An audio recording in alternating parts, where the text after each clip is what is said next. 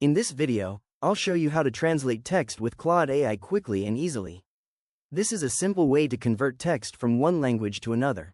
To begin, I'll make sure I'm already logged into my Claude account and on the main Claude screen. Next, I'll click inside the message box in the center of the screen, where Claude asks, "How can I help you?" Now I'll paste or type the text that I want to translate. After adding the text, I'll type a prompt like, "Translate this text into Spanish." Then I'll click the send button. Claude will analyze the text and generate the translated version in the language I requested. If I want to translate into another language, I can simply change the prompt.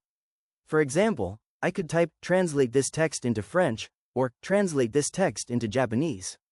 Once Claude generates the translation, I can copy the translated text and use it in my document, message, or project. And that's it. I've successfully translated text using Claude AI. If you found this tutorial helpful, please consider liking the video and subscribing for more quick AI tutorials and guides.